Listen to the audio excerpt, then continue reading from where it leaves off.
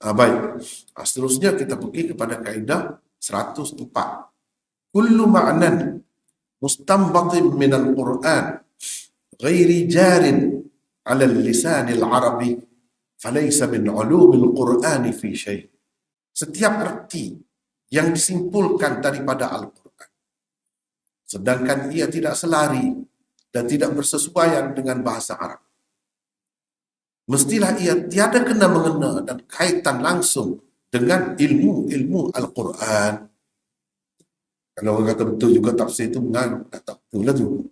Ada kena mengena dengan ajaran Al-Quran. Ada sesuatu yang disimpulkan di luar daripada kaedah bahasa Arab, dia mesti terikat sebab Quran itu diturunkan dalam bahasa Arab. Allah sebut berapa kali disebut begitu.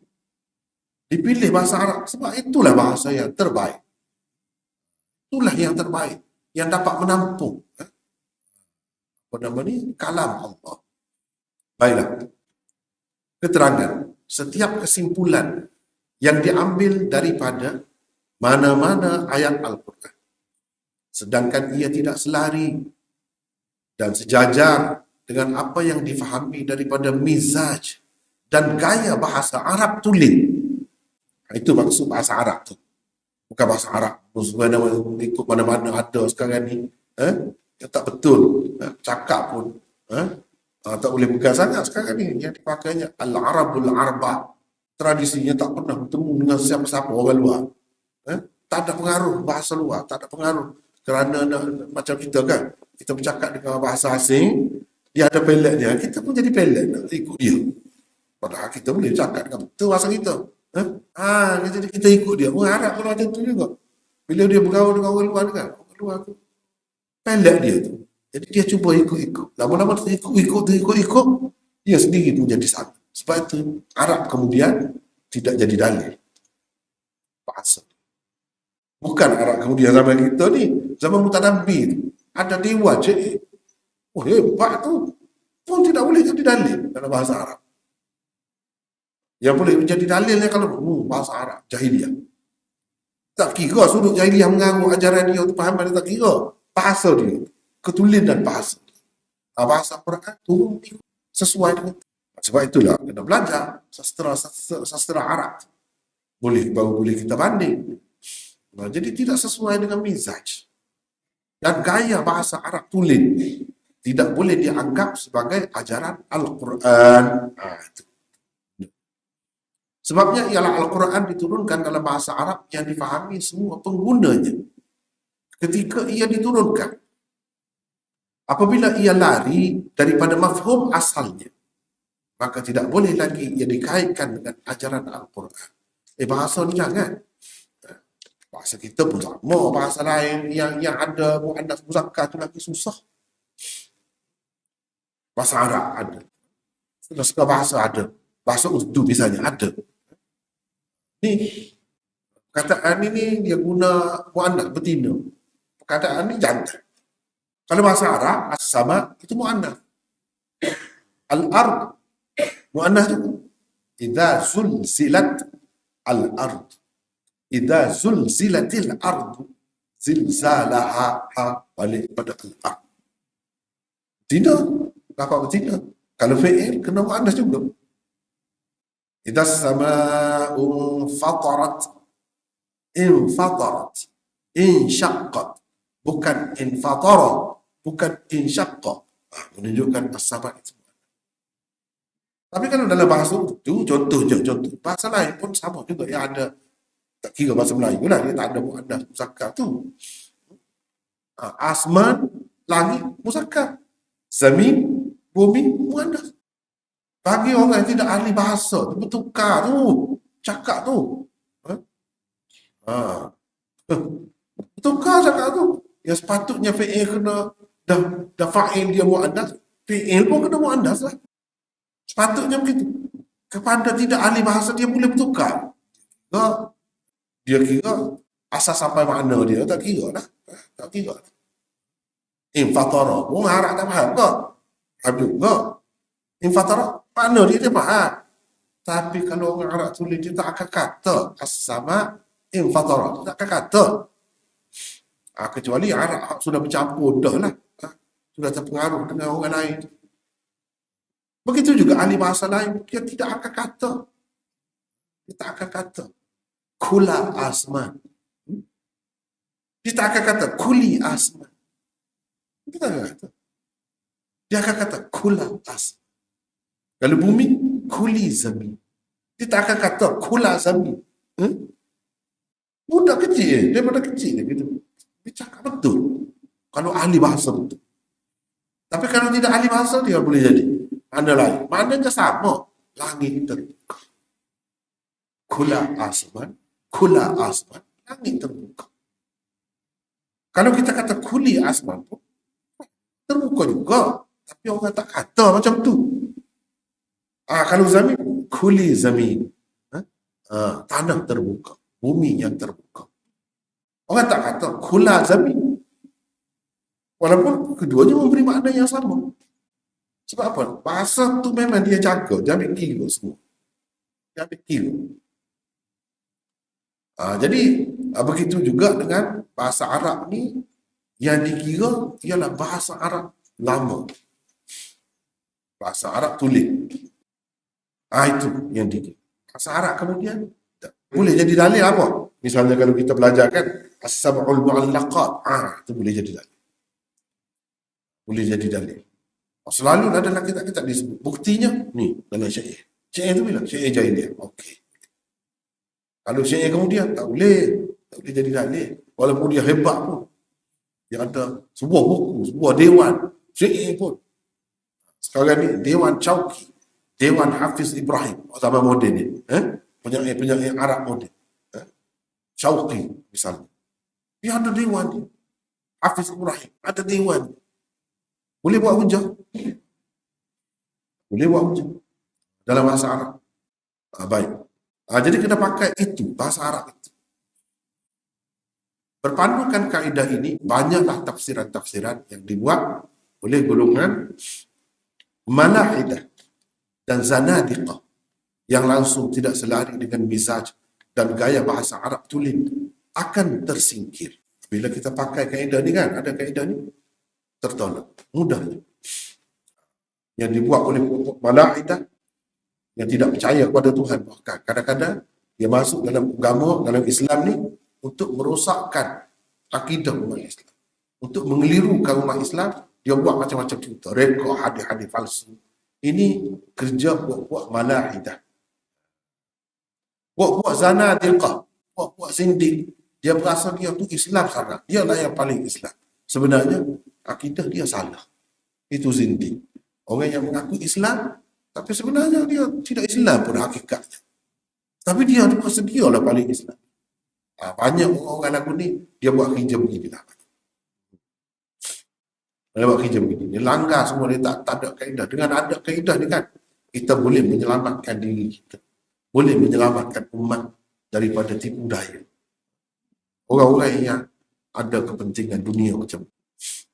Demikian juga dengan takwilan-takwilan dan tafsiran-tafsiran karut yang dibuat oleh golongan batiniyah, Syiah dan golongan-golongan sesat yang lain. Mereka memutar belitkan nas-nas Al-Quran semata-mata untuk menegakkan ajaran, fahaman dan pegangan mereka yang salah dan menyeleweng. Dia guna Quran untuk kuatkan pegangan dia. Bukan dia nak ikut Quran dah. Quran tu ikut dia. Begitu. Dengan kaedah ini juga terkeluar apa-apa kefahaman yang disimpulkan daripada hisab jummal. Hisab jummal. Hisab jummal. 786. Itu Bismillahirrahmanirrahim. Apa makna? Ni isyarat mana? Bismillahirrahmanirrahim. Saya ada kitab tu. 2 jilid. Tentang ni kira-kira dia buat. Ni kata ni kira-kira dia buat. Bila kita gabung, jumlah dia berapa? Dipakai oleh ahli-ahli azimat. Ahli-ahli azimat. Dia buat nombor-nombor saja. Orang tak faham. Orang yang faham dia tak, ni Bismillahirrahmanirrahim. Ni Alhamdulillahirrahmanirrahim. Tapi dalam bentuk nombor-nombor begitu. Betul ke begitu? Dan kebanyakan tafsir isyari. Tafsir berdasarkan isyarat. Ini banyak oleh orang-orang sufi. Masalah-masalah yang dikeluarkan oleh sesetengah ahli fiqh berpandukan resam Uthmani juga tertolak dengan kaedah ini. Macam-macam lah cara orang buat. Kenapa ada tambah perkataan ini, huruf ini? Ini maksud dia, gini. Dia buat kesimpulan. Kesimpulan tu untuk kekoh pula tu. Untuk hukum pula tu. Itu tak betul. Baik, beberapa contoh tafsiran golongan sesat yang bercanggah dengan kaedah ke-104 ini dan jelas sekali menyelewengnya. Pertama, kepala golongan Bayaniyah yang bernama Bayan bin Sam'an berkata, berhubung dengan firman Allah ini, baca. Hadza bayanun lin-nasi wa hudan wa mau'izatun lil-muttaqin. Bermaksud, Al-Quran ini ialah penerangan kepada seluruh umat manusia dan petunjuk serta pengajaran bagi orang-orang yang bertakwa. Surah Ali Imran ayat 138. Bahawa namanya lah yang disebut Allah di dalam ayat itu dan dia diutus oleh Allah untuk seluruh umat manusia. Dialah petunjuk dan pengajaran bagi orang-orang yang bertakwa. Nama dia Bayan bin Sam'an. Jadi dalam Quran kata hadza bayanun linnas tu aku kata. Jadi sekali tengok iya juga. Bayan itu untuk manusia. Padahal maksudnya lain, tak ada kena bunuh tu dengan dia. Dia lahir bila? Quran tu cerita pasal dia yang lahir berapa ratus tahun kemudian. Itu karutnya ajaran sesat ni. Macam itulah cara. Kebetulan nama dia tu Bayan. Dia pun kata, dia ni punca petunjuknya. Yang kedua berhubung dengan firman Allah ini pula, baca. Wa in yaraw kisfan minas samaa'i saqitan yaqulu sahabun markum. Bermaksud, dan jika mereka melihat sepotong besar dari langit gugur untuk menimpa mereka, mereka akan berkata, itu adalah awan yang bertindih-tindih. Surah At-Tur ayat 44. Ketua puak Mansuriyah Abu Mansur yang nama sebenarnya ialah Kis selalu berkata bahawa dialah yang dimaksudkan oleh Allah dengan Kis di dalam ayat itu. Ya Rob, Kisfan. Kis itu dia lah kata dia. Ini golongan yang lain pula. Sesat juga ni. Kis itu dia. Padahal maksudnya benda lain, cerita lain tu. Dia kaitkan dengan air ni. Kadang-kadang terlalu cetek kita tengok kan. Terlalu cetek pada yang mengikut juga. Jangan ingat.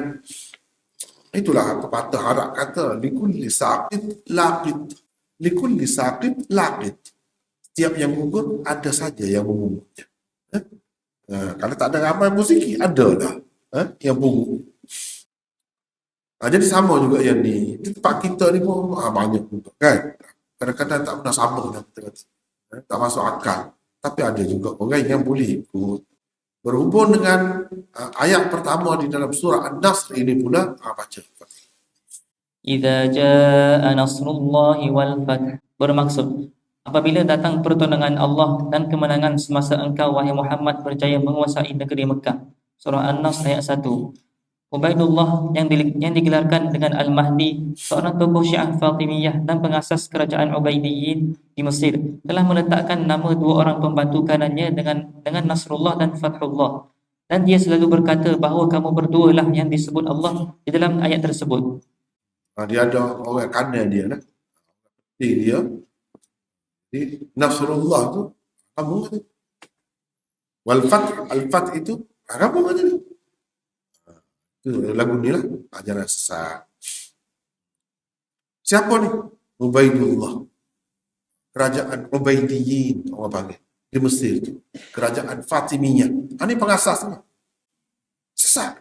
Dia kata dia ni anak cucu Fatimah. Tak betul. Ahli sejarah kata menipu. Menipu. Tetapi ini ada juga kesan peninggalan dia. Kesan peninggalan dia tu Universiti Al-Azhar tu dialah yang buat. Kerajaan Fatimiyah lah. Mula-mula. Dengan asasnya tak betul. Tapi kemudiannya boleh kepada orang yang baik, jadi baik. Itulah. Macam banyak masjid di Turki dulu kan. Asalnya gereja, tukar jadi masjid. Itu. Baik, beberapa kelatahan ahli fiqh yang mendakwa pendapatnya difaham dan diambil dari Al-Quran. Baca berarti? Pertama, Sesetengah ahli fiqh mendakwa seorang lelaki boleh berkahwin dengan 9 orang wanita merdeka dalam satu masa. Sesetengah yang lain pula mendakwa ia boleh berkahwin dengan 18 orang wanita merdeka dalam satu masa. Alasannya ialah firman Allah berikut. Wa in khiftum alla tuqsitu fil yatama fankihu ma taba lakum minan nisa'i masna wa thulatha wa ruba'. Fa in khiftum alla ta'dilu fawahidatan aw ma malakat aymanukum dzalika adna alla ta'ulu. Bermaksud, dan jika kamu takut tidak berlaku adil terhadap perempuan-perempuan yatim, apabila kamu berkahwin dengan mereka, maka berkahwinlah dengan sesiapa yang kamu berkenan dari perempuan-perempuan lain, 2, 3 atau 4. Kemudian jika kamu bimbang tidak akan berlaku adil di antara isteri-isteri kamu, maka berkahwinlah dengan seorang sahaja. Atau pakailah hamba-hamba perempuan yang kamu miliki. Yang demikian itu adalah lebih dekat untuk mencegah supaya kamu tidak melakukan kezaliman. Surah An-Nisa ayat 3. Kata orang yang berpendapat seorang lelaki boleh berkahwin dengan 9 orang wanita merdeka dalam satu masa, bahawa 2 apabila dicampurkan dengan 3 jadi 5, dan apabila ia dicampurkan pula dengan 4 maka jadi 9. Kata yang lain pula, musanna bererti 2-2, thalatha bererti 3-3, dan ruba'a bererti 4-4. 2-2 menurutnya bererti 2 tambah 2 maka jadi 4. 3-3 bererti 3 tambah 3 maka jadi 6. Dan 4-4 bererti 4 tambah 4 maka jadi 8. Jumlah semuanya ialah 18. Bererti seorang lelaki boleh berkahwin dengan 18 orang wanita dalam satu masa. Semua itu tidak lebih daripada kelatahan dan kemeracauan mereka dalam memahami firman Allah tersebut sahaja. Padahal kalau mengikut bahasa Arab biasa yang difahami oleh semua orang semenjak ia diturunkan sehingga ke hari ini pun, maksud firman Allah itu ialah seseorang lelaki boleh berkahwin dengan 2 orang wanita dalam satu masa, atau 3 orang wanita dalam satu masa, atau 4 orang wanita dalam satu masa. Ia sama sekali tidaklah bererti mencampur seperti tadi. Jadi itu pun satu kesilapan juga. Kerana lari daripada bahasa Arab lah. Bahasa Melayu pun. Macam tu kita kata, kamu boleh berkahwin. 2 boleh. 3 boleh. Apa makna? Adakah 3 campur 3 maksudnya? Tidak. Tidak begitu. Bahasa Melayu begitu. Jadi bahasa itu kalau kita pakai 2 dengan makna 2. Kalau kita pakai 2, 3 dan 4 seperti dalam terjemah tadi, boleh juga. Tapi semuanya tidak memberi makna campur-campur tu. Begitu. Tapi ada ahli fiqh yang macam tu. Kita anggap itu tidak lebih daripada latah lah. Orang latah dia bukan boleh pakai. Orang kita kalau kecek Kelantan kan, cokek. Tahu cokek? Bahasa surat kata apa tu? Cokek. Cokek ni lah. Apa ni cucuk sini ke, cucuk pinggan dia ke, cucuk mana, dia terkejut, dia kata macam-macam lah. Bukan-bukan lah. Ada dalam fikiran dia tu panjang lah kalau orang kata terus tu. Jadi ahli-ahli fiqh ni pun kadang-kadang macam tu. Kadang-kadang macam tak boleh apa-apa pun, dia tak boleh lari daripada bahasa Arab. Ini bercanggah dengan kaedah bahasa Arab. Lepas tu kita ni bukan panduan kita ni saja. Nabi ada kan? Nabi dah tunjuk pada kita, dah ajar. Sahabat dia tu masuk Islam, ada isteri 10 ada. Zaman dulu kan, zaman jahiliah. Belah-belah, puluh-puluh orang ada isteri. Nabi suruh macam mana? Suruh pilih 4 daripada. Tak boleh lebih. Itu hukumnya. Nabi tak tahu ke macam ni? Jadi kita kena tengok Nabi buat macam mana, sesuai macam mana, asal macam mana. Tengok dari semua sudut. Bila kita tengok dari semua sudut, kita akan dapat hasil yang betul lah. Hasil yang betul. Kalau ada pun lelaki boleh kahwin dengan lebih daripada 4, itu khusus dengan Nabi. Khalisatan laka min dunil mu'minin. Khusus engkau, untuk kau, tidak orang-orang mukmin yang lain. Ada yang macam tu kait dengan Nabi SAW.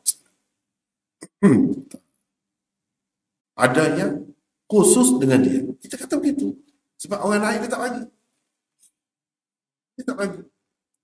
Paling-paling tinggi pun setakat 4 saja. Jadi setengah-setengah orang tu dia faham apa Islam ni poligami, dia tak suka dengan poligami kan. Dia katalah Islam ni mengajar poligami. Sebenarnya tidak, dia tak faham tu. Islam ni mengurangkan bilangan isteri. Sebab kita kena tengok latar belakang sejarah tu. Jangan kita duduk sekarang ni, kita pun tengok. Jangan begitu. Daripada berpuluh-puluh isteri itu, dia kurangkan sampai 4. Kurang. Maknanya Islam tu ajar semakin kurang. Dan dia sebut dalam ayat, fa in khiftum alla ta'dilu fawahidah. Kalau kamu takut tidak dapat berlaku adil, satu saja. Paling banyak pun 4 daripada berpuluh-puluh. Tu jahiliahnya. Mungkin jadi alasan pula kalau kata daripada berpuluh-puluh tu seorang saja pun. Jadi alasan pula untuk mengkritik Islam, untuk mengkritik ajaran Nabi SAW pada masa itu. Jadi modal pula kepada orang kafir. 4 tu pun dia kira sikit dah tu. Jadi tak ada bukti sebenarnya. Islam ni menggalakkan secara mutlak tanpa sebab nak suruh banyak. Tidak begitu. Kalau kita perhati sejarah latar belakangnya, daripada banyak kepada kurang ada tempat tu. Bukan daripada satu asalnya kepada banyak. Dah, bukan gitu. Baik. Jadi ini contoh. Banyak lagi yang lain-lain. Cuma yang berkait dengan Quran lah, ada juga yang berkait dengan hadis. Selalu zahir. Zahir. Tapi zahiri pun tidak semua begitu. Nabi SAW kata, jangan kamu kencing dalam air yang tenang. Dia tak kencing dalam air yang tenang. Sebab takut jadi kotor lah air. Kencing tu. Tapi kalau mari Nabi larang ada kencing dalam tu. Kalau buat mari air tu letak dalam tu tak apa. Dia faham begitu. Itu salah. Tak betul macam tu. Bukan begitu. Tapi itu berkenaan dengan hadis. Dalam hadis pun banyak juga. Kadang-kadang tersasul begitu. Dengan sebab itu, pendapat-pendapat yang seperti itu tak popular di kalangan. Tak popular. Walaupun ada.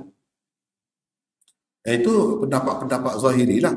Zahiri pun tidak semua menerima begitu. Kalau Quran contohnya inilah. Contoh lagi, waraba'ibukum allati fi hujurikum min nisa'ikum allati dakhaltum bihin. Anak-anak tiri kamu yang berada di dalam haribaan kamu. Itu termasuk dalam yang diharapkan kamu mengawininya.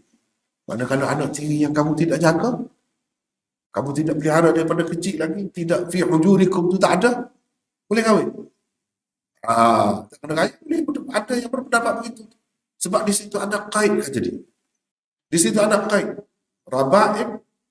Waraba'ibukumul lati fi hujurikum. Ada qaid fi hujurikum. Mana kalau tak ada begitu boleh kahwin lah dengan anak tiri. Siapa berpendapat begitu? Ada sekali pekah yang ganjil yang boleh. Tapi jumhur ulama tak pernah.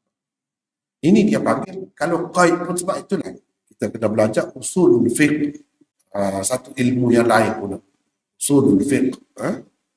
Itu qaid ini ada kalanya qaid ihtirazi, ada kalanya qaid ittifaqi. Ini semua ni kena faham. Ni dalam qawaid tafsir pun ada tu. Bila kita belajar qawaid ni, usul tafsir lagi, qawaid tafsir lagi, usul tafsir lagi, usul fiqh lagi, qawaid fiqh lagi. Banyaklah. Jadi kita perlu tahu lah yang mana yang betul, yang mana tak. Itu qaid ittifaqi, itu orang panggil, bukan qaid ihtirazi. Bukan qaid ihtirazi. ولا تكرهوا فتياتكم على البغاء إن أردنا التحصن. Itu qaid. Jangan kamu paksa hamba-hamba kamu berzina, melacurkan diri. Jika mereka nak suci, jika mereka nak hidup mulia, tak mahu. Mana kalau mereka mahu? Boleh ke tidak? Kalau mereka tu mahu. Kamu tak boleh paksa tu kalau mereka tak mahu. Kalau mereka mahu, macam mana? Kita bagi dua hasil dia tu, pendapatan kamu 50% aku dapat, 50% kamu dapat. Mungkin ada perempuan yang suka macam tu. Hamba saya zaman dulu lah, semasa ada hamba. Jadi kalau dia nak macam tu boleh. Itu orang panggil qaid ittifaqi, bukan qaid ihtirazi. Ceritanya kalau dia mahu pun tak boleh. Kalau dia tak mahu, lagilah tak boleh. Lagilah tu kamu. Tu maksudnya. Maknanya anak tiri itu tak boleh. Kata anak tiri tak boleh. Kalau anak tiri itu yang kamu pelihara daripada kecil lagi, atas ibu kamu, dia kencing atas ibu kamu. Kamu nak lagi teruk, lagilah tak boleh. Tu maksudnya. Jadi tapi kadang-kadang orang pekon ni dia tengok zahir, selapis. Dia tak kira dah tu. Sebab dia kata ada qaid. Bagi kita yang tak kerti ni, dia sebut kita ambil lah kita. Tapi kalau orang yang kerti banyak lapis, ilmu tu, fahamlah macam kek lapis lah. Susah nak buat kek lapis tu. Bukan senang. Bukan mudah macam kek biasa, banyak lapis. Baik. Sesetengah orang telah menyimpulkan bahawa lemak babi halal dimakan berdasarkan firman Allah di bawah ini. Baca. Hurrimat alaikumul maitatu waddamu wa lahmul khinzir. Bermaksud, diharamkan kepada kamu memakan bangkai binatang yang tidak disembelih dan darah yang keluar mengalir dan daging babi termasuk semuanya. Surah Al-Maidah ayat 3. Dakwa mereka yang dilarang Allah di dalam ayat ini hanyalah memakan daging babi sahaja. Kerana itulah yang zahir daripada firman-Nya, daging babi. Pemahaman seperti itu menyalahi bahasa Arab yang lumrah digunakan di kalangan orang-orang Arab. Kerana mereka seringkali menyebutkan sesuatu yang paling penting dan paling banyak manfaat daripada sesuatu benda sahaja. Padahal mereka memaksudkan kesemua sekali benda berkenaan. Oleh kerana daginglah yang paling disukai dan paling banyak dimakan oleh orang ramai dari seseekor binatang, maka disebut sahaja dagingnya. Padahal yang dimaksudkan ialah kesemua sekali binatang berkenaan. Jadi semua bahagian babi diharamkan, bukan dagingnya sahaja, walaupun Allah hanya menyebut dagingnya. Jadi begitu juga, sama juga. Jadi bahasa mana-mana pun ada sebenarnya begitu. Jadi dalam bahasa Arab disebut daging itu sebab itu yang paling banyak manfaat yang diambil oleh orang. Dan itulah yang paling utama. Itulah yang paling utama daripada babi itu. Begitu juga daripada yang lain-lain. Kalau daging lembu, daging apa pun, yang paling utama, lebih ramai orang suka, semua orang boleh makan. Daging dia. Gitu. Jadi disebut daging, bukan bermakna daging saja. Itu mengikut bahasa dia begitu. Seperti kita katalah, nyo. Jadi nyo tu kita sebut nyo tu maksudnya isi dia tu lah. Beli nyo tu aku nak makan. Tak balik sebiji pun tu. Maksudnya nak ambil isi dalam tu kan. Jadi nyo tu disebut yang dalam tu yang dimaksudkan. Bukan sekali nak sambung dia tu. Tidak, itu orang tidak nak makan. Tapi dia sebut yang penting. Sebut yang terpenting. Jadi yang terpenting tu maksudnya isi dia tu. Isi dia. Walaupun sebut gitu, memang bahasa dia gitu. Jadi kita tak bolehlah kata, sebutnya pergi beli sabun. Dia pun nyo juga. Ada pun begitu. Tapi kalau pergi beli isi saja, nyo tu, boleh betul. Sebab itu orang nak guna. Bila sebutnya tu isi, itulah yang dimaksudkan. Sebab itu yang banyak digunakan. Walaupun sabun ada guna juga, tapi tidak lebih banyak. Bila maksud katanya tu orang nak buat apa, orang nak isi dia. Itu lebih banyak begitu. Dalam bahasa Melayu pun begitu. Jadi bahasa Arab ni pun sama. Jadi kalau sebut lahmul khinzir tu tak boleh. Tapi ada juga yang faham gitu. Ini masalah ahli fiqh ni kadang-kadang dia zahir sangat. Terlalu zahir sangat. Tak ambil kira dari sudut bahasa. Inilah yang dimaksudkan dengan kaedah kita belajar dalam dia selari dengan bahasa Arab. Dalam bahasa Arab kalau guna gini apa maksud?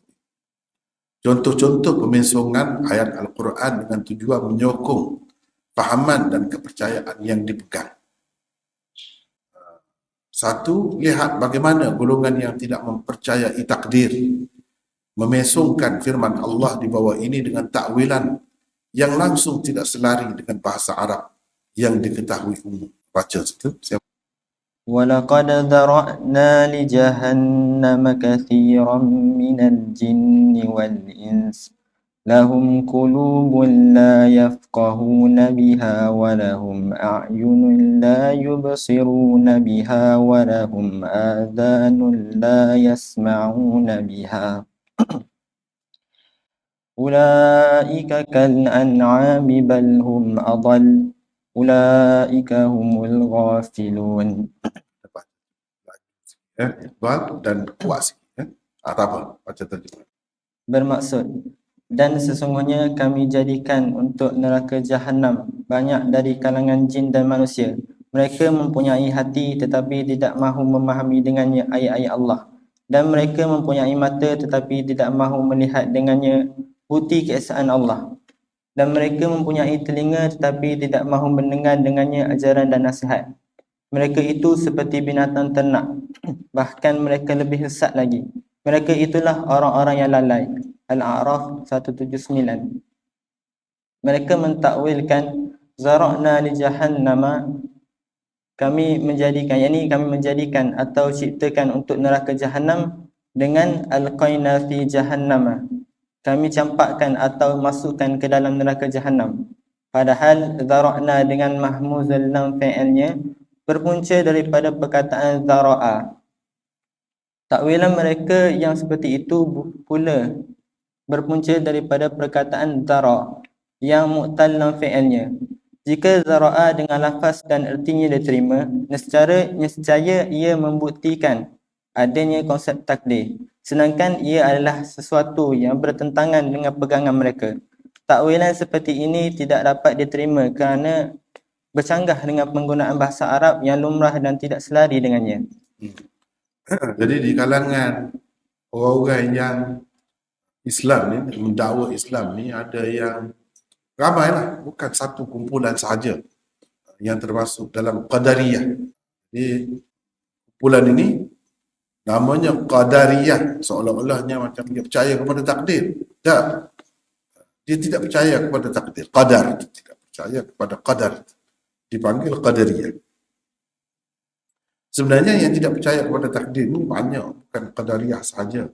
Qadariyah itu satu pecahan atau cabang daripada puak Mu'tazilah. Misalnya Syiah, dia pun tidak percaya juga kepada takdir. Tak percaya kepada takdir. Jadi mana-mana yang tidak percaya kepada takdir itu ayat-ayat yang menampakkan ada takdir Allah SWT, mereka akan takwilkan. Kadang-kadang takwilan itu jauh perginya. Tidak sesuai dengan, tidak selari dengan bahasa Arab yang maklum.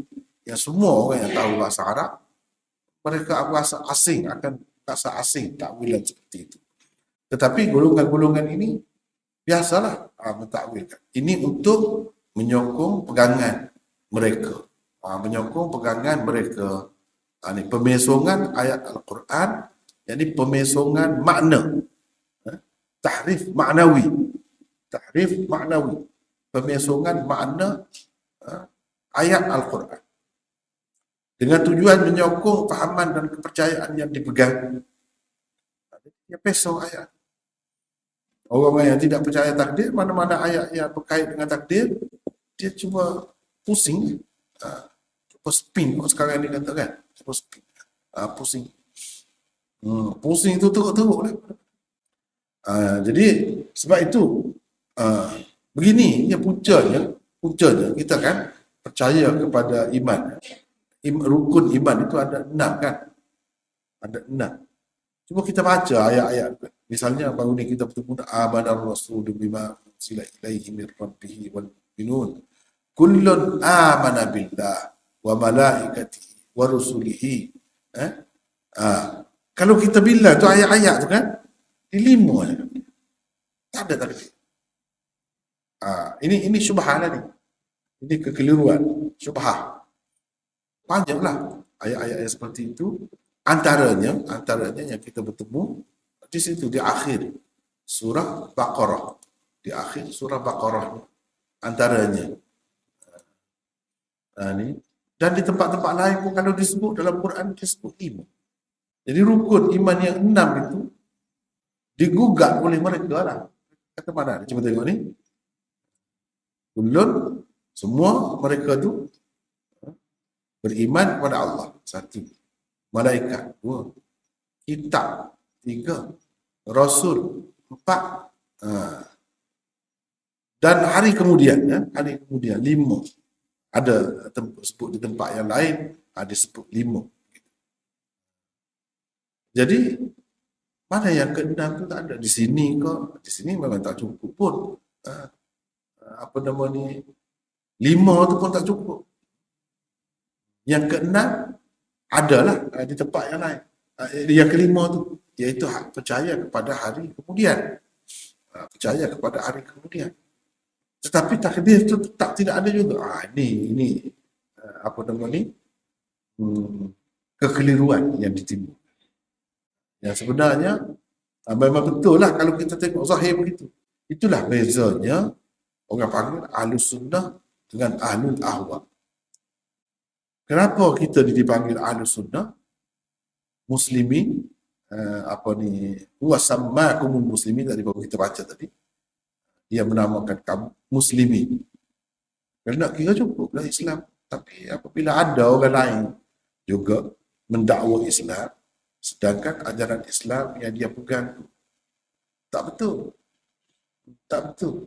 Maka, dan puncanya mengikut kajian ulama, punca mereka jadi tak betul itu kerana tidak menerima sunnah. Mempertikaikan bahagian-bahagian sunnah yang tertentu. Itulah punca jadi sesatnya. Punca jadi sesat. Tidak menerima sunnah. Jadi dengan sebab itulah ulama-ulama kita letak nama Ahlus Sunnah.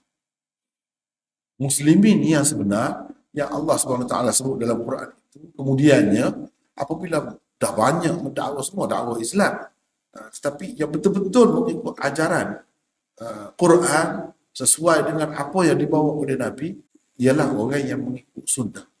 Dalam sunnah, misalnya hadis Jibril yang kita maklum tu, Jibril pergi tanya Nabi tentang Islam, tentang iman. Di situ disebut apa ni yang ke-6 sebagai rukun iman itu percaya kepada qada qadar.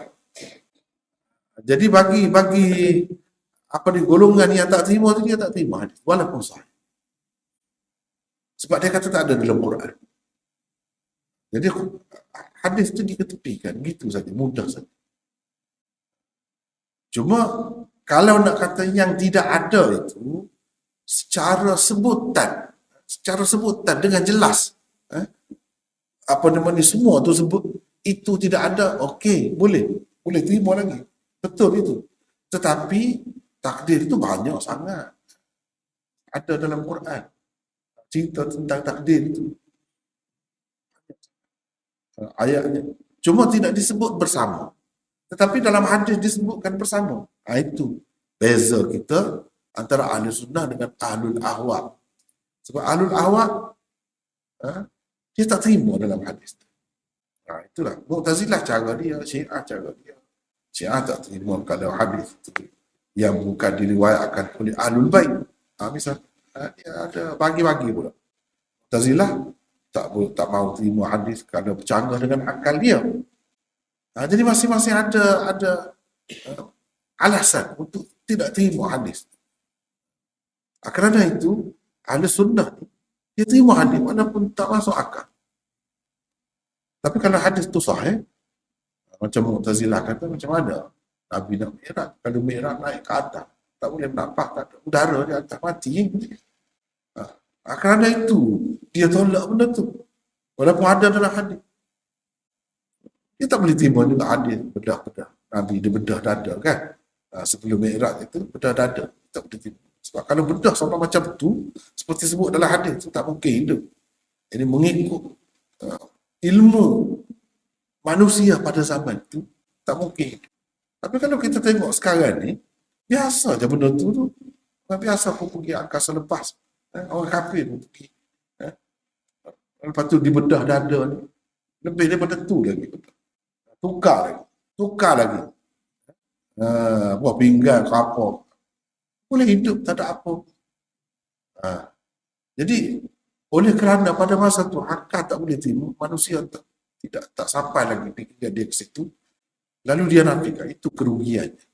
Golongan-golongan yang sesat. Ahli sunnah, mereka pun tak nampak juga benda tu dulu. Kita yang hidup sekarang ni kita boleh tengok. Oh, benda ni biasa. Mereka yang dulu tu, mereka tetap terima. Sebab apa? Sebab hadis itu sahih, cukup syarat. Jadi kita terima sahih. Atas dasar apa? Apa yang dicerita oleh Nabi ini ataupun Quran tidak semestinya dapat dicapai oleh akal manusia setiap zaman, semua sekali. Sebab Nabi bercerita tu untuk jangka masa yang panjang. Umat dia ni ramai, bukan sezaman saja. Apa yang tidak boleh dipikir, tidak boleh dicapai oleh akal manusia suatu ketika, tidak bermakna sepanjang masa mereka tidak akan faham benda tu, tak akan nampak. Dengan sebab itu mereka terima. Kerana terima tu, mereka berjaya, mereka selamat. Itu sebab dipakai. Ada sunnah, sebab percaya, pegang kepada sunnah. Sama juga di sini. Mereka yang jadi kelirunya sebab dalam Quran tu tak ada. Dia tak kira ada tempat lain berapa banyak lagi. Apa nama ni, konsep takdir itu. Berapa banyak lagi. Ada di tempat-tempat lain dalam Quran, dia tak kira. Dia kira setempat. Kalau nak kira setempat, di sini pun tak cukup. Tapi ada di tempat lain. Begitulah caranya. Kita terima. Dan gabungkan, kita ambil kira juga apa ni, hadis Nabi SAW. Kena ambil kira. Utamakan yang itu. Jangan kira apa yang disebut dalam Quran ini sahaja. Mereka duduk kira itu. Jadi kerana itu mereka tahu ya. Tapi macam Syiah lah kalau kita kata. Mereka tak percaya kepada takdir, dia tukar tempat takdir itu keadilan. Keadilan. Al-adil. Keadilan. Dia tukar. Itu pun kalau nak kira mana ada dalam ayat ni. Jadi mula ikut masing-masing, ikut cara masing-masing. Dia tambah pula keadilan. Apa? Keadilan Allah. Jadi Allah itu adil. Tidak mungkin Allah buat apa-apa tidak adil. Yalah kita pun terima tu. Begitu. Tapi tidaklah sampai letak sebagai rukun iman. Sebab tidak ada dalam hadis. Begitu. Itu bezanya pada hadis tu. Pada sunnah. Sebab itulah ahli sunnah ni dinamakan ahli sunnah. Sebab dia kuat pegang dengan sunnah. Adapun golongan yang lain, tidak begitu. Itulah ceritanya. Jadi takwilan golongan Mu'tazilah ni mana-mana yang bercakap dengan akal, kalau nampak Allah telah tetapkan dahulu, dahulu lama dah telah tetapkan manusia dan jin ini akan masuk dalam neraka. Penuh dalam neraka. Itu macam sudah ada takdir, sudah tetap. Dia tak mahu terima. Tak mahu terima. Dia akan takwil. Itu bendanya. Cerita Mu'tazilah ni. Dia takwil. Teruskan. Apa ni? Teruskan nombor 2 tu. Nombor 2. Oleh kerana golongan Mu'tazilah tidak percaya Allah Subhanahu Wa Taala bercakap secara langsung dengan manusia, maka mereka mentakwilkan firman Allah berikut. Wa rusulan qad qasasnahum 'alaika min qabl wa rusulan lam naqsushum 'alaik wa kallama Allahu Musa taklima. Bermaksud, dan kami telah mengutuskan beberapa orang rasul yang telah kami ceritakan kepadamu dahulu sebelum ini, dan rasul-rasul yang tidak kami ceritakan hal mereka kepadamu.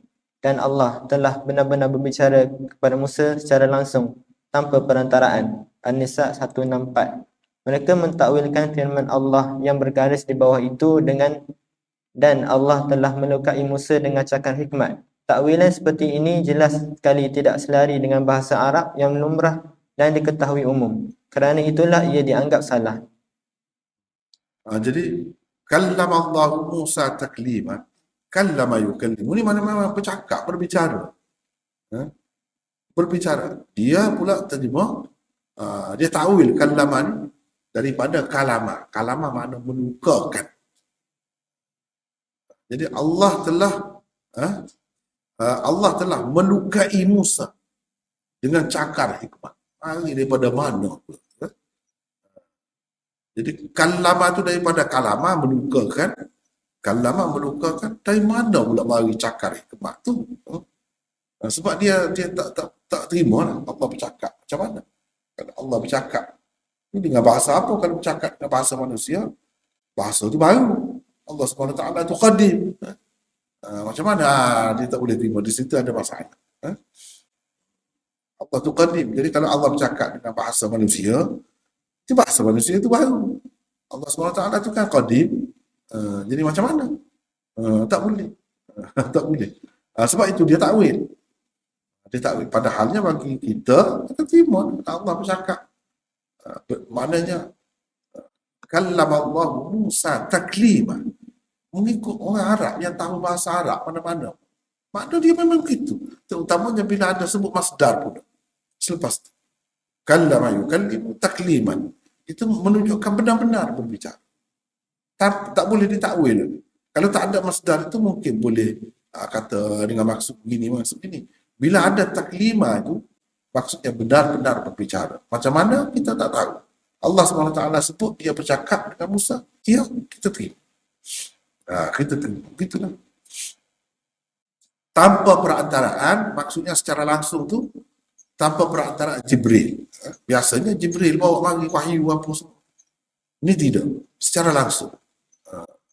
Minhum man kallam Allah dalam ayat yang lain. Tilka rusul faddalna ba'dahum ala ba'd. Minhum man kallam Allah. Wa rafa'a ba'dahum darajat. Rasul-rasul itu kami lebihkan sebahagian mereka daripada sebahagian yang lain. Antara mereka ada yang bercakap dengan Allah. Itu bukan setempat. Tempat yang lain pada sebut. Bercakap dengan jadi siapa? Itu maklum. Orang-orang yang belajar agama, belajar Quran, belajar hadis tahu. Yang bercakap secara langsung disebut sebagai kalimullah. Itu Nabi Musa. Itu kelebihan dia. Nabi SAW sendiri pun tak sebut dia sebagai kalimullah. Kalimullah ialah Musa. Jadi nak bercakap dengan Allah ni, tidak semestinya ada kepetahan lidah. Nabi Musa tu dia bercakap tu dia kerah lidah sedikit. Sebab pada masa kecil tu dia makan bara api. Yang dihidangkan oleh Fir'aun. Dengar dalam cerita tu. Betul lah tu. Menyebabkan lidah dia tu jadi rosak. Tapi orang yang rosak lidah pun kalau Allah SWT pilih, boleh bercakap dengan dia, boleh. Jadi lebih juga. Kita yang elok lidah tak boleh cakap. Tak boleh. Allah tidak pilih. Begitu. Jadi mereka takwil Allah telah melukai Musa dengan cakar. Jauh begitu. Jauh. Sebab makna dia ada juga asas dia tu. Kalama makna melukakan. Jadi dia ambil daripada situ lah. Walaupun tidak sesuai. Tidak sesuai. Daripada mana pula tu? Dia faham. Cakar tu. Hikmah tu. Daripada mana? Di sini tak ada langsung isyarat ke situ. Semasa-masa nak cerita Nabi Musa telah bercakap. Allah telah bercakap dengan Musa. Cukup lah. Begitu saja. Lepas tu baca lagi yang ketiga. Ini contoh lagi ni. Contoh. Tiga, lihat pula takwilan golongan Batiniyah dan Syiah terhadap firman Allah di bawah ini. Wa waritha Sulaimanu Dawud wa qala ya ayyuhan nasu 'allimna mantiqat tayri wa utina min kulli syai' inna hadha lahuwal fadlul mubin. Bermaksud, dan Sulaiman mewarisi pangkat kenabian dan kerajaan ayahnya Daud. Dan setelah itu Sulaiman berkata, wahai umat manusia, kami telah diajar mengerti bahasa pertuturan burung dan kami telah diberikan serba sedikit dari tiap-tiap sesuatu yang diperlukan. Sesungguhnya semua ini benar-benar suatu kurnia yang nyata. Al-An'am 6 ayat 16. Kata mereka yang dimaksudkan dengan Sulaiman di dalam ayat itu ialah imam. Dan yang dimaksudkan dengan Daud pula ialah ilmu Nabi. Jadi ayat itu menurut mereka menyatakan imam telah mewarisi ilmu Nabi kita Muhammad sallallahu alaihi wasallam. Bukan Nabi Sulaiman telah mewarisi ayahnya Nabi Daud dalam mendapat pula pangkat kenabian, kerasulan dan kerajaan. Takwilan dan tafsiran seperti ini langsung tiada kaitannya dengan bahasa Arab yang dipahami semua orang dari dahulu hingga ke hari ini. Jadi ini takwilan golongan Batiniyah dan Syiah. Syiah tu pula banyak pula pecahannya, masing-masing dakwa imam dia lah. Masing-masing dakwa imam dia. Jadi kalau kita tengok terjemahan ini yang betulnya beginilah. Orang Arab faham gitulah. Yang tahu bahasa Arab tu memang faham gitulah. Sulaiman mewarisi Daud. Daud tu siapa? Ayah dia. Jadi mewarisi ini maksudnya pangkat kenabian. Pangkat kenabian dan kerajaan ayahnya itu diwarisi oleh Sulaiman. Sulaiman itu maksudnya Nabi Sulaiman lah. Nabi Sulaiman. Mereka kata mana boleh. Oh, ini bahas panjang pula di sini. Bahas panjang pula. Mereka kata mana boleh macam tu. Sulaiman nak mewarisi kenabian dan kerajaan ayahnya. Adakah kenabian itu bangsa benda yang boleh diwarisi? Adakah begitu? Bukan warisan. Kenabian itu, pangkat itu. Bukan warisan. Mereka kata. Mereka sebaliknya kata, tahu lah, semua tahu. Nabi Sulaiman menerima pusaka harta lah daripada ayah dia. Pusaka harta. Nabi Sulaiman terima pusaka harta lah daripada ayah dia. Sebab pusaka-pusaka ni harta lah. Mana pula ilmu? Ilmu boleh dipusakai. Orang tu ayah dia alim. Jadi anak mesti alim bukan boleh. Ayah dia mati boleh dia terima. Kealiman dia. Ilmu dia. Tak boleh kan? Itu logik yang mereka guna. Jadi sepintah lalu kalau gunakan benda-benda begitu kan. Pening juga kita. Orang-orang yang tidak terdedah, tak belajar dengan betul. Bila kena hujan-hujan macam tu, betul juga. Itu sekadar tu. Yang pergi jauh lagi, dia kata Sulaiman, bukan Sulaiman. Itu isyarat kepada imam. Jadi imam mewarisi Daud. Daud tu maksudnya Nabi kita. Jauh lagi kan? Lagi jauh. Kalau tadi nampak juga. Takwilan itu nampak juga. Nabi Sulaiman terima pusaka ayah dia. Betul boleh lah. Ayah dia kaya kan? Kacau. Patut dia terima pusaka ayah dia. Pusaka harta. Kita kata. Itu agak dekat sikit. Tapi itu pun tak betul. Kalau takwil begitu pun tak betul. Walaupun dari segi bahasa Arab boleh dah. Dia selari dah dengan bahasa Arab. Tapi dia bercanggah dengan kenyataan. Canggah dengan kenyataan macam mana?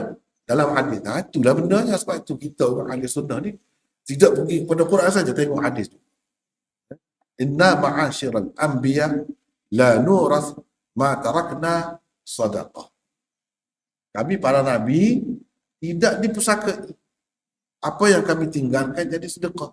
Para nabi dia. Bukan aku.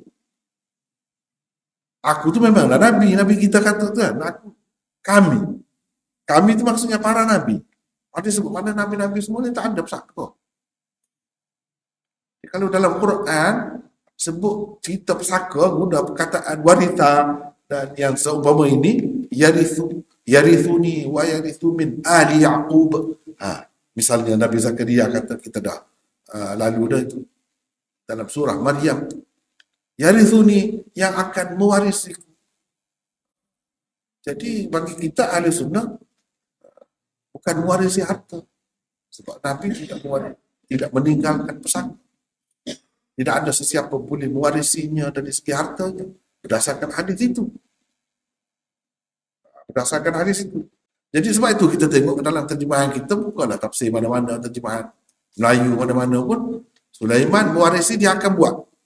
Dalam kurungan itu, pangkat kenabian. Dan kerajaan ayahnya, Daud. Bukan mewarisi harta. Sebab mewarisi harta tak kena. Walaupun dari segi lafaz dia boleh. Walaupun dari segi lafaz dia tu boleh. Cuma Kalau kita ambil kira hadis lah. Kalau kita tak, sebab itu tadi tu nama kita ahli sunnah sebab mengambil kira sunnah. Mereka tu dia tak kira ada sunnah. Bahkan dia sampai kata Khomeini misalnya, Khomeini, bapa revolusi Iran. Dia kata apa ni? Hadis tadi tu, hadis palsu. Dekat Sayyidina Abu Bakar. Dia kata, dekat Sayyidina Abu Bakar. Itu hadis palsu. Kita kata ada dalam Bukhari, dalam tak kira ada dalam Bukhari apa. Itu hadis palsu bagi mereka. Itu ceritanya. Jadi tak mahu tengok. Dia kata perkataan mewarisi mestilah harta. Baik. Kalau kita letak ke tepi, kalau nak bincang panjang lah kan. Apa dia jadi bincang panjang pula. Baik, kalau kita tak kira hadis ke tepi. Nabi Sulaiman, Nabi Daud ni anak dia berapa orang? Sulaiman seorang. Di situ masalah. Apa perlunya disebut seorang Nabi ni mewarisi harta? Tak ada pelik. Anak mewarisi ayah dia. Tak ada pelik. Orang lain mewarisi. Untuk apa dicerita ni? Kalau sekadar mewarisi harta, semua orang boleh mewarisi ayah dia. Kalau cukup syarat lah.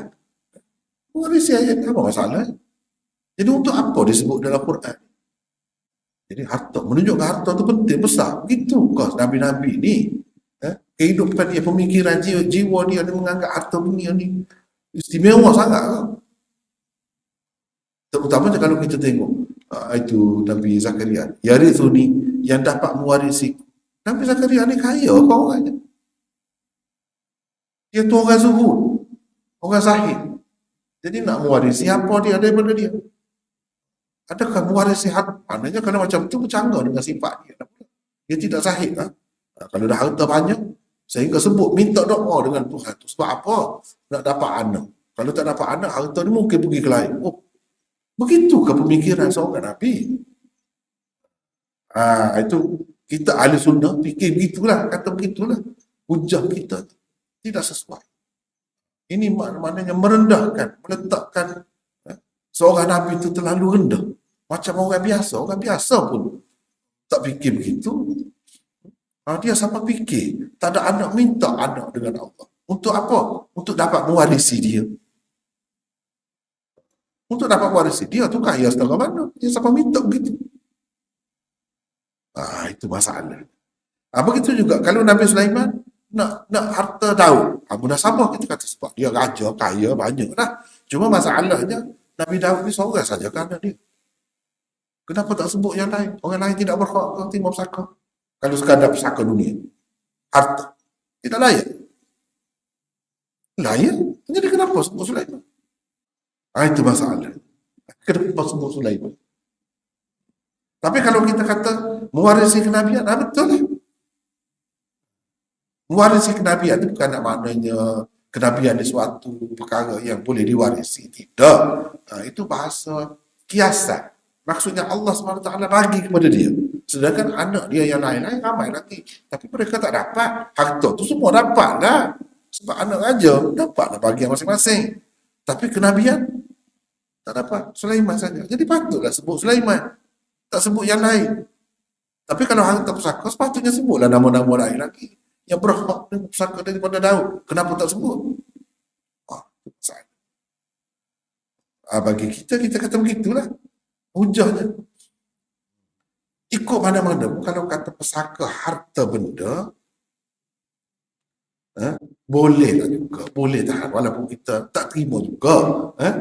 Kita tak terima. Tapi dari segi bahasa Arab tu memang boleh menampungnya. Boleh menerimanya. Cuma kita kata kalau nak pergi jauh lagi daripada itu, Sulaiman tu ditakwilkan dengan imam dan Daud tu ditakwilkan dengan Nabi. Wah, itu jauh sangat tu. Tak selari langsung. Ikut mana-mana cari bahasa Arab. Waritha tu dengan makna begitu. Apa namanya Sulaiman imam tu mewarisi. Sulaiman tu maksudnya imam. Sulaiman tu ramai kan seorang. Kita pun nak tanya kan. Seorang. Lepas tu kenapa imam ni 12? Yang mewarisi itu 12. Kenapa? Oh, itu masalah kan. Kalau saya percaya kepada imam 7. Kenapa 7? Sulaiman itu seorang. Kamu pun kata Sulaiman itu maksudnya imam. Imam mana? Imam. Susah jadinya. Jelas sebut Daud. Tahu macam mana pula ditakwilkan dengan Nabi kita pula. Ini semata-mata untuk menyokong pahaman dia, akidah dia. Benda-benda macam ni sampai berlaku. Kalau kita tengok tafsir mereka, mudahlah. Dapatlah benda-benda ni. Kalau tengok dalam tafsir kita, tak ada benda-benda ni. Kalau dalam tafsir Syiah, dalam tafsir Batiniyah, boleh nampaklah benda-benda gini. Itu semua tak betul, tak selari. Kalau yang tadi, timur pesakah itu boleh tahan lah. Boleh juga lah. Tapi tak betul juga. Itu tak betul. Sebabnya alasannya tadilah. Jadi ayat itu menurut mereka menyatakan imam telah mewarisi ilmu Nabi. Jadi boleh jadi mereka takwilkan imam itu maksudnya Sayyidina Ali lah. Sayyidina Ali. Imam itu mewarisi ilmu Nabi, maksudnya Nabi jauh. Kalau orang yang tahu bahasa Arab biasa, dia tak akan terlintas pergi ke situ. Jauh. Takwilan dan tafsiran seperti ini langsung tiada kaitannya dengan bahasa Arab yang difahami semua orang dari dahulu hingga ke hari ini.